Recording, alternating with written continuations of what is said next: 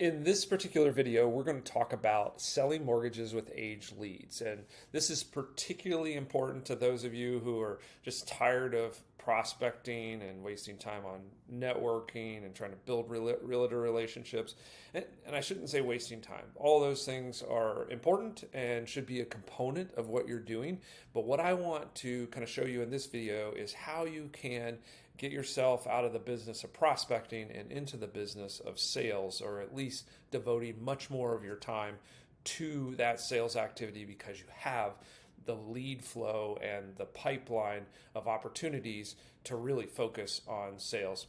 Hi, my name's Bill Rice. I'm on behalf of Age Leads Store today, and I really want to explore this concept of age leads, particularly as it applies to selling mortgages. So if you're not familiar with age leads, let me give you just kind of a thumbnail sketch of what age leads are. There are really two potential sources of age leads. One is probably the one that you think of and maybe even heard of, maybe even the one that led you to search for this particular video. But that is age leads in the context of being able to buy age leads.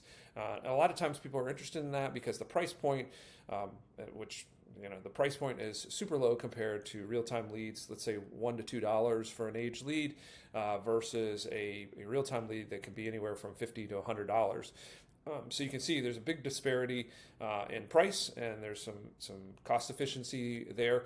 The other thing is it really lowers the bar for actually achieving ROI with this. So again, that's usually why people sort of come looking for age leads. But it's really important to understand what an age lead is because the value proposition can be even greater than potentially.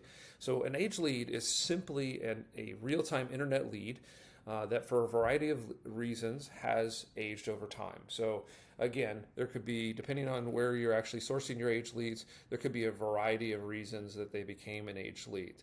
The most common is simply that a lead generation company that sells real-time leads was not able to what we call monetize that lead, or wasn't able to match that lead to a lender, possibly because they have a gap in their network of lenders, right? They had a particular lead type, some characteristics that didn't fit any of the people who are buying leads. And that's not uncommon, right? Because you're kind of, not to get in the lead generation world, but you're always matching supply and demand. So there's a lot of good reasons where a consumer, an age lead, is essentially becomes underserved, right? And so they didn't match, and they become an age lead. So they don't necessarily sort of get their issue addressed. Now, a good portion of these, because oftentimes the consumers coming into the lead generation sites are actually looking for comparable quotes. And so they're looking for competition. They're looking for somebody to help them do some comparison shopping. The most common, the additional sort of common scenario is that they just weren't matched enough times to give them sort of what was expected, which is multiple quotes. Right? So that's kind of what an age lead is. We've got other videos that go much deeper into what that is. But the most important thing for you to know is that is a consumer who has shown intent. They've raised their hand, they filled out a form, and asked for information in this particular context, particularly about mortgage. So that's a powerful component. There's also this other category of age leads that too often we forget about, and those are age leads that actually probably exist in your current CRM or lead management system. And so what those are just simply leads that have come into that CRM, could be referrals, could be part of your network, could be from a realtor, it could actually be real-time leads that you've bought, but for whatever reason you have dispositioned that, and it's essentially gone into kind of the trash bin, right? Because you disposition it in such a way that maybe it was unresponsive or not at the right time, or you want to follow up in 6 months, whatever the case may be. They've actually kind of gone into a category where you're not talking to them, right? You're not following up to them, which is not ideal, and therefore it causes them to age. And so to kind of go in this phase where no one's talking to them. So ideally, you want to construct sales processes where even if you disposition something in a negative way, you're probably still touching base with them occasionally to keep that lead warm and not allow it to age. But guaranteed, there are age leads sitting inside your CRM. So all of this pertains to both of those categories, and these techniques will help you to revive aged mortgage leads wherever those might come from, right? So, what do we do with these age leads and how do we get them revived? Quite simply, the answer is to create a revive campaign, right? We want to actually create a campaign, a sales campaign, to go against this particular population of leads and try to warm them up. So, there's a few things to keep in mind. The first and foremost thing is you actually want to look at those leads where you're buying them, which is nice because then you can filter and sort and you can actually buy exactly the segment that you want to address. But even if they're coming out of CRM, you want to kind of look at that data file. In both cases, CRM might have some ways for you to dynamically segment. If you're buying leads, you're probably going to get an Excel spreadsheet or something like that. You want to do a little data work to try to create some segmentation, right? Oftentimes, the segmentation can occur based on the lead type, right? So inside of that lead file, in both cases, right, your CRM, or if you're actually buying the lead, it might tell you that it's a VA cash out lead, or it's a FHA cash out lead, or that it was a USDA lead type. So there may be some sort of product specific indications in that file that you can segment against. That's really important, right? Because if you've got a VA category lead, right? A VA lead, whether it be purchase or refinance, you could lead in your campaign with something like, hey, the current market is expanding loan programs and now there's even more options for veterans, right? Considering homeownership or considering a refinance, right? So you can use some specific language that identifies or makes it obvious to the person that you've done a little research, you know who they are, and that's going to help with the credibility and trust building, which is going to be a natural part of kind of this initial phase.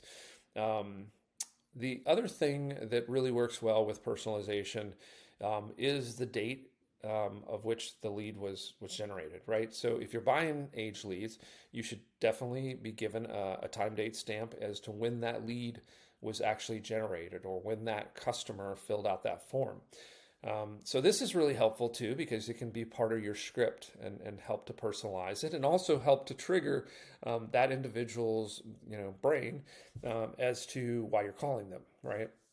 So one of the techniques that I like to use, let's say you're buying 60-day-old leads, you look in there, most of them are all going to be the same, but if you've got a mix match, you may have different time dates, in which case you might segment.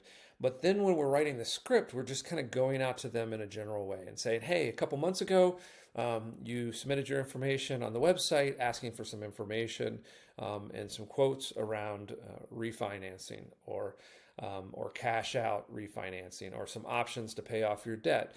And that works really well because there's a couple of things in that script, right, that were pulled out and personalized. You just have to be careful not to over personalize because you want to get the data wrong, but for the most part, that's good data to personalize on because it is a timestamp, right? And what it's going to do in their mind is they're going to go, oh yeah, a couple months ago I did go to that website and fill out the form or whatever. So they're immediately going to think, okay, like this is legitimate, right? And so that trust and credibility, you're continuing to kind of inch up because again, probably one of the most important things that you need to think about when you're trying to revive age leads is as quickly as possible, build some rapport, right? More so than booking the appointment or getting the actual loan application itself is just to build that initial rapport because when you're working age leads, you're essentially trying to build your database as fast and as economically as you can, right? And so we want to build rapport. And then that makes sure that everything that you put in your database is now going to be familiar with your name, familiar with your brand, and that's going to help you to generate more loan applications out of that database, right? So that personalization is helping you with that rapport building step. The next thing that you want to do, of course, is to start doing some scripts, right? You want to actually write down the scripts, you want to practice them, and you want to practice a few different scenarios, right? You want to practice the scenario of leaving a voicemail because that's going to be 90% of what's going to happen, right? You're going to make some calls, but that voicemail is going to be the most critical, right? They're not going to reply to either one of them, right? But you want to be crisp and clean and professional. Again, that's going to build confidence in you. That's going to build a sense of expertise. in you. So that's the reason scripts are so important, so that you can deliver that very cleanly. In the context of voicemail, it becomes even more important because delivering that in a clean way is actually going to make it into a really good transcript, right? Because all voicemails now, like I haven't listened to a voicemail in years, right? Because all voicemail now is essentially read. It's very akin to the same sort of skill that you would use to write text messages, because that's the way it comes off, right? And voicemails are great too, because this is why you should never not leave them, because they also typically come through as a notification through the lock screen, right? So they're actually going to know that there's a voicemail there, and then they're going to look at it and they're going to quickly read it, right? So you're going to cross through a lot of barriers that will be difficult to overcome in, let's say, email. You still want to do email as well. So we're crafting scripts for those calls. We're crafting scripts for the entire sales process, the journey you want to take them on, and the increments and the sequence and the timing of those drip email campaigns. And also, you want to intermingle those with calls and perhaps even text messages. Text messages are super effective. That's just the way consumers want to be communicated with these days. So would advocate you kind of figuring out how to do that as well.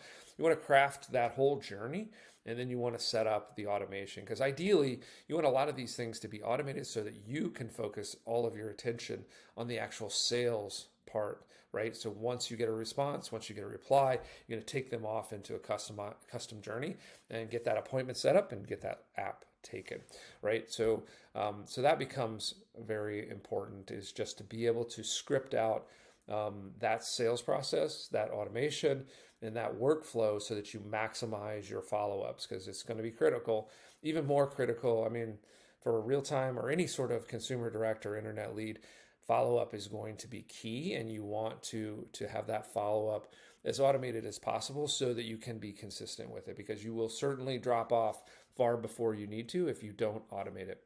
The other thing is what I call polite persistence, right? So we want to be persistent.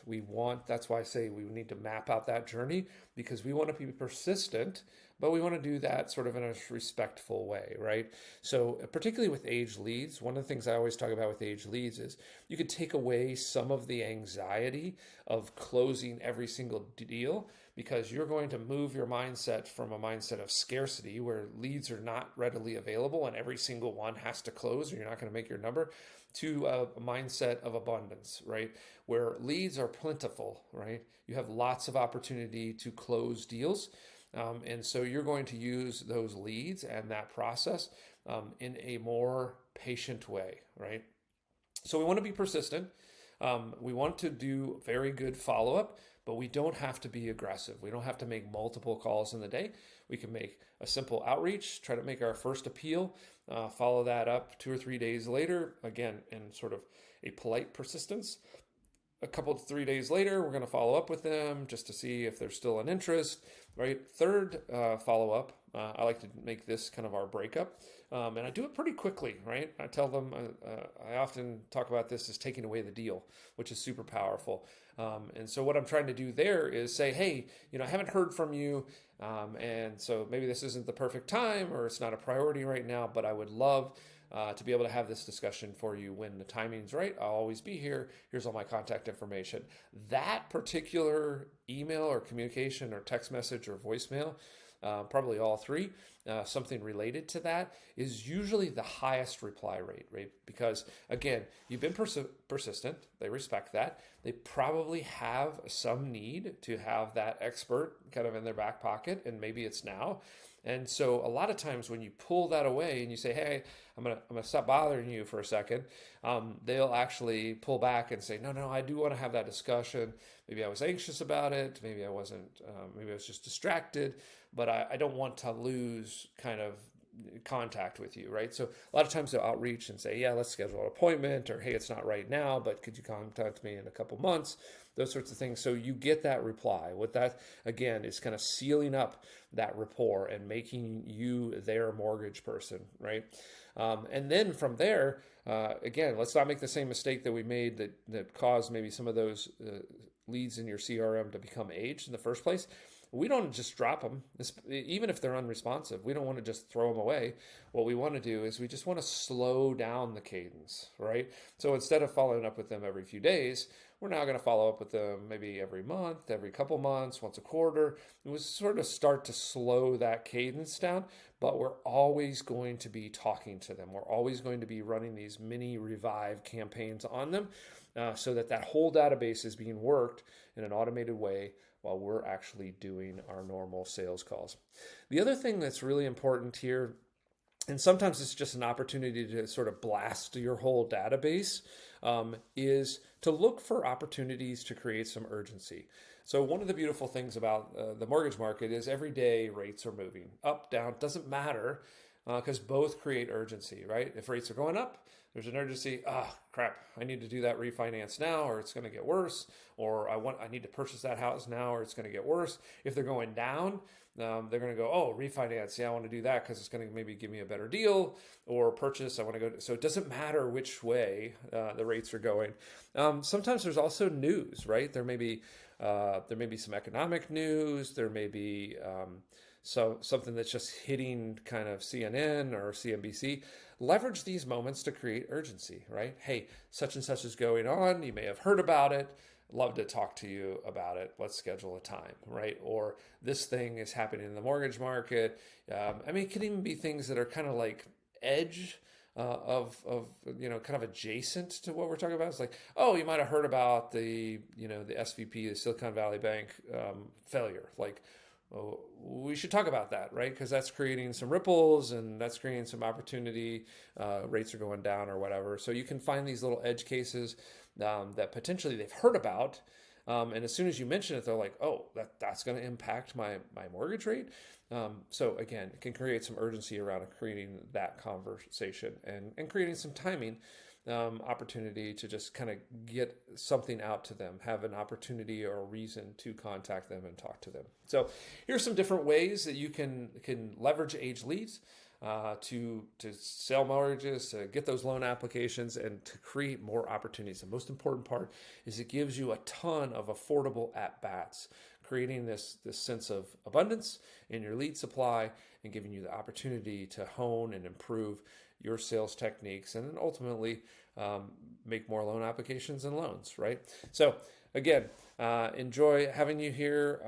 Hope that you will subscribe and hit that notification bell, and that way you will get notified every time we have new training like this. So look forward to seeing you on the next video.